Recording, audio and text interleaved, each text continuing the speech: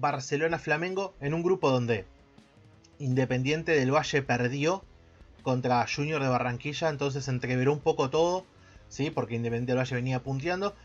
Y bueno, y le dio vida sobre todo a Flamengo, que después del 0-5 estaba como un poco alicaído, pero se recuperó un poquito en Guayaquil. Vamos a ver un poco de este partido, que tenía antes una situación medio especial con las bajas. Es un partido que estuvo amenazado en la tarde, previa a las horas previas del partido, ¿sí? Con la suspensión por parte del gobierno ecuatoriano por los casos positivos de COVID-19 del equipo de Flamengo, que en un momento los jugadores trascendieron los nombres, ¿sí? Habíamos hablado de Vitinho, de Bruno Enrique de Mijael, de Diego Rivas, de Mauricio Isla, de Felipe Luis, de Mateusinho, del jefe médico del equipo, de un auxiliar.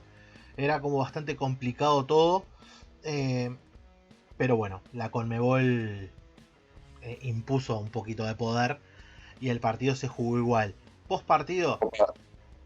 Copa Libertadores 100%, digamos. Exacto. La Libertadores en su máxima expresión. Y que después del partido,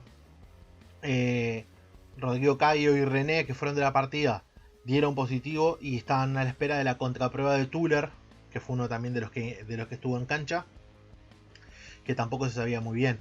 La última novedad salió hace un par de horas antes de grabar este podcast, que los casos en Flamengo ascendían como a 27. No hay nombres, Sí. pero parece una locura. Aún así, se sobrepuso a la adversidad, Mario. Y recordemos que Rodrigo Caio, que decías que dio positivo, está convocado a la selección. Exacto. Del Flamengo están Everton Ribeiro y Exacto. Rodrigo Caio.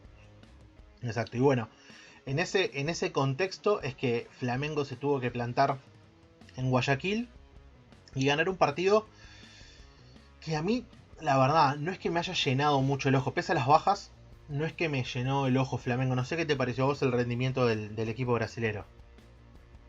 No, si vamos a lo que fue el partido, hubo momentos hasta que lo pudo perder, sobre todo en el segundo tiempo cuando entra el uruguayo Alves, que tuvo varias chances, estuvo a punto de hacer caer el arco, ¿no?, de César.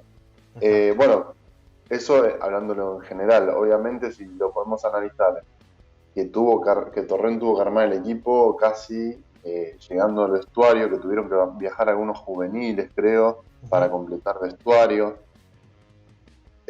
Son 3 puntos importantísimos, porque esto lo acomoda, recupera un poco de la pérdida terrible de la fecha pasada, 5-0 con Independiente del Valle.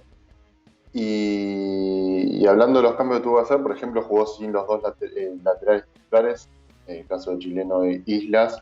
Exacto. y del Felipe Luis. Por ejemplo, Isla, que viene siendo clave desde que llegó, entró y es un jugador importantísimo. Después tuvo que poner a Gerson a hacer un despliegue ahí que lo puede hacer porque físicamente es una bestia, pero bueno, él es más, me parece que su función está más en el centro y no como jugó este partido casi de volante izquierdo. Igualmente, el primer gol viene por una jugada individual de él. Sí. Y jugó Thiago Maia con William Arao, medio haciendo un doble 5, dejando a Ribeiro de 8. Y Arrascaeta flotante de Pedro, digamos. Exacto, como un falso 9. Sí, Arrascaeta fue el que tuvo el mando, ¿no?, del equipo y lo está teniendo. Me gusta porque lo está haciendo en estos últimos partidos, se está jugando más en el centro de la cancha. En Twitter, por ejemplo, se decía del mejor enganche del continente. Y yo en ese momento pensaba, bueno, que los primeros partidos lo hacían jugar medio a la izquierda. Sí. Pero bueno, ahora evidentemente está pesando el juego, pero más por el medio. Sí, él jugó toda la temporada pasada, jugó como un volante por izquierda, o sea, jugó de extremo izquierdo en una cantidad de casos, porque el equipo estaba con línea de 4 en el fondo, igual con Jorge Jesús, Después era un doble 5 con Arao y con Gerson. Y después, claro, el que jugaba por dentro era Bruno Enrique, que intercambiaba mucho posiciones con Gabigol. Y después por un lado Ribeiro y por el otro lado Arrascaeta. Igual rotaban mucho los tres de atrás del 9. E incluso el 9 también rotaban mucho. Y se intercambiaban mucho las posiciones entrando y saliendo. Lo de Arrascaeta, lo bueno es que, al menos para mí, es que Tavares sonríe un poquito con lo que ha hecho Torrent con él, porque en realidad en la selección seguramente juegue y aparezca como enlace, ¿sí? O sea, aparezca como enganche, que es lo que ha jugado casi siempre en la selección. Y cuando estaba Es ahora que por me fuera, parece que es sí, si no, para la selección uruguaya se cierra mucho esa posibilidad de tenerlo de casi puntero izquierdo, es un desperdicio, me parece. sí, además, eh, después hablaremos la semana próxima sobre las selecciones, pero y después ya en la semana de eliminatorias con mucha más profundidad. Pero más allá de eso, lo que se espera de la selección uruguaya es que juegue con una especie de 4-4-2 o que en realidad haya un 4-5-1, pero donde los de afuera son casi que laterales bis, o sea, son otros laterales jugando por banda. Entonces Arrascaeta no cuadraba mucho en ese sistema. Que juegue por dentro nos viene bárbaro a la selección uruguaya porque justamente eh, está jugando en el rol que se le va a pretender que haga en la selección.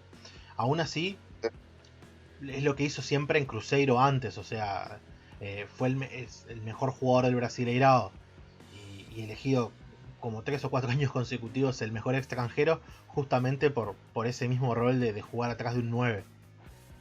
Totalmente. Después, volviendo un poquito a lo que fue el partido en sí de Ujú, ayer, jugó de vuelta Pedro en lugar de Gabigol. exacto. Y yo no es que sea pro Pedro, pero me parece que es un jugador que puede llegar a sacarle la titularidad a Gabriel Barbosa, porque me parece que es un prototipo de 9 más puro, digamos. Hoy viste que Gabigol cae mucho a la banda, y me parece que con tantos volantes, y si Thiago Maia entra en el equipo, Gerson va a tener que jugar medio tirado a un costado, porque si no, no van a entrar todos.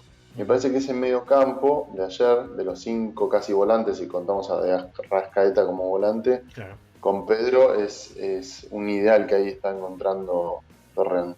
Mm.